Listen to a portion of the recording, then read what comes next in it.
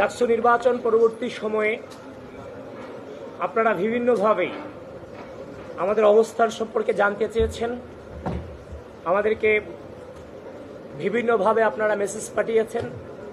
আমরা আপনাদেরকে বলেছিলাম যে আমরা একটা প্রক্রিয়ার মধ্য দিয়ে যাচ্ছি, খুব দ্রুতই নির্বাচন সম্পর্কে আমরা আমাদের আনুষ্ঠানিক অবস্থান আপনাদেরকে জানাবো। তো নির্বাচন শেষ হয়েছে, প্রায় 2 সপ্তাহ হতে চলল। আমরা আমাদের জায়গা থেকে যে অভিযোগগুলো এসেছে, যেগুলোর প্রমাণ আমরা পেয়েছি, সেগুলোর সম্পর্কে ঢাকা বিশ্ববিদ্যালয় নির্বাচন কমিশন এবং ঢাকা বিশ্ববিদ্যালয় প্রশাসনের কাছে আমরা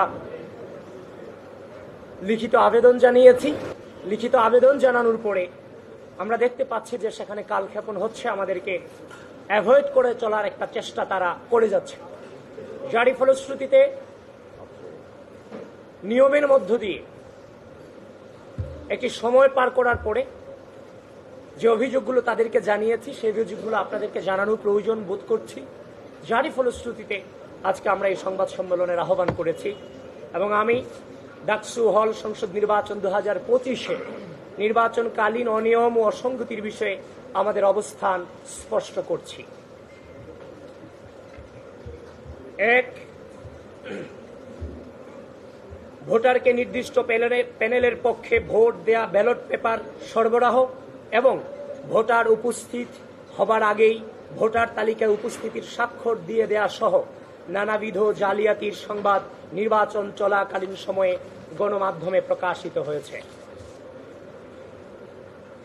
বিভিন্ন কেন্দ্রে ভোটার উপস্থিতি ও ভোট প্রদানের হার অসামঞ্জস্যতা পরিলক্ষিত হওয়ায় বাংলাদেশ জাতীয়তাবাদী ছাত্রদল সমর্থিত প্যানেলের প্রার্থীরা সহ অধিকাংশ প্যানেল এবং একাধিক স্বতন্ত্র প্রার্থী ইতিমধ্যেই ভোটার উপস্থিতির তালিকা এবং ভোট কেন্দ্রের সিসিটিভি ফুটেজ চেয়ে ঢাকা বিশ্ববিদ্যালয় প্রশাসন বরাবর আবেদন করেছেন।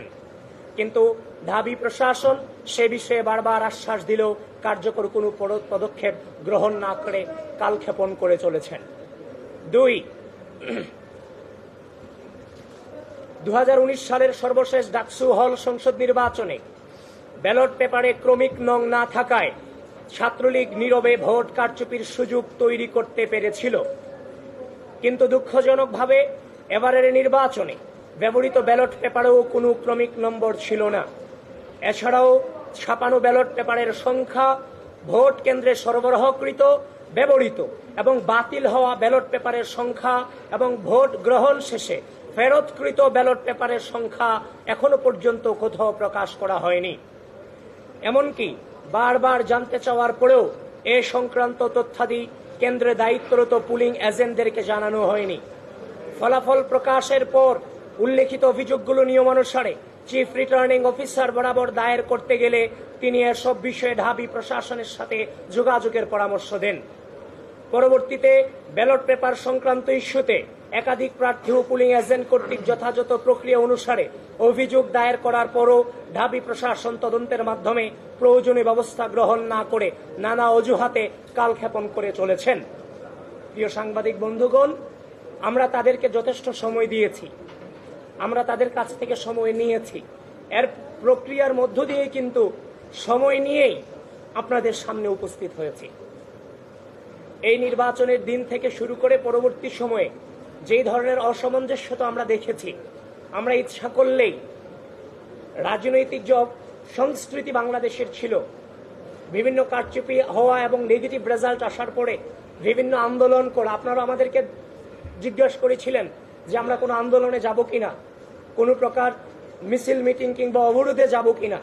আমরা বলেছি আমরা প্রক্রিয়া অনুসরণ করে আমরা সামনে এগুচ্ছি, অতি দ্রুতই আপনারা আমাদের অবস্থান সম্পর্কে জানতে পারবেন। সুতরাং আমরা কিন্তু পূর্বের রাজনৈতিক সংস্কৃতি থেকে বেরিয়ে এসে ধৈর্যের পরিচয় দিয়েছি এবং একটি প্রক্রিয়া অনুসরণ করে বিশ্ববিদ্যালয় প্রশাসনের সাথে এবং আপনাদের সম্মুখে আজকে আসা সম্পূর্ণ প্রক্রিয়া অনুসরণ করে আমরা এখানে এসেছি। এজন্য বাংলাদেশ জাতীয়তাবাদী ছাত্রদলকে আমি ধন্যবাদ জানাতে চাই যে তারা ধৈর্য ধারণ করেছে এবং পূর্বের যে রাজনৈতিক সংস্কৃতি সেটা থেকে বেরিয়ে এসে নতুন বাংলাদেশের নতুন রাজনৈতিক সংস্কৃতি প্রচলনে তারা গুরুত্বপূর্ণ ভূমিকা রেখেছে। 3, নির্বাচনে ব্যবহৃত ব্যালট পেপার কোন প্রেস থেকে ছাপানো হয়েছে সে বিষয়ে কোনো তথ্য প্রকাশ করা হয়নি। অনিরাপদ ছাপাখানা থেকে ফাঁস হওয়া নকল ব্যালটের মাধ্যমে ভোট কারচুপির অভিযোগ ইতিমধ্যেই এসেছে। উল্লেখ্য যে 7 সেপ্টেম্বর 2025 তারিখে নীলক্ষেতের গাউসুল আজম মার্কেটের একটি ছাপাখানায় ডাকসু হল সংসদ নির্বাচনের বিপুল সংখ্যক ব্যালট পেপার অরক্ষিত অবস্থায় পাওয়া যায়, যেখানে ঢাবি প্রশাসনের কোনো নজরদারি ছিল না বলে নিশ্চিত হওয়া গেছে।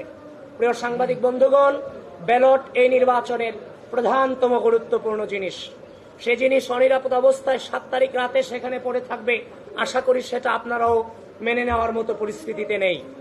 এবং আমরা সে অভিযোগ নির্বাচনের দিন পেয়েছি, এবং যিনি সেদিন তিনিও নির্বাচন করেছিলেন, যিনি সেখানে ছিলেন, তার বুকমার্ক আনতে গিয়ে সারে জমিনে সেখানে যিনি উপস্থিত ছিলেন এবং যিনি সে ছবি তুলেছিলেন, ব্যালট পেপারের ছবি তুলেছিলেন, তিনিও আজকে সংবাদ সম্মেলন আমাদের সামনে উপস্থিত আছেন।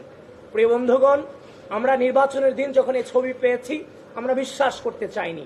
নানান বাস্তবতার কারণে কিংবা ব্যস্ততার কারণে আমরা সেটাকে এড়িয়ে গিয়েছিলাম। কিন্তু পরক্ষণেই যখন দেখতে পেলাম তার নিজ হাতে ছবি তোলা এই যে ব্যালট পেপারের ছবি, এবং যে আঙ্গুল দেখছেন সে আঙ্গুলও কিন্তু সেই ছেলেটারই আঙ্গুল। এবং সেখানে আমরা সেই ফোন থেকে আমরা আইফোনে ছবি তোলা, সেখানে 7 সেপ্টেম্বর 2025 রাত 12:57 AM লেখা আছে। সুতরাং এটাকে ভুল প্রমাণিত করার কোনো সুযোগ আমাদের হাতে কিংবা আপনাদের হাতে নেই। সেজন্য এই বিষয়টাতে বিশ্ববিদ্যালয় প্রশাসন কোনোভাবে হালকাভাবে নেওয়ার সুযোগ নেই। বিশ্ববিদ্যালয় প্রশাসনকে এই ব্যাপারে জোরালোভাবে তাদের অবস্থান এই জাতির সামনে এবং বিশ্ববিদ্যালয়ের সামনে তুলে ধরতে হবে।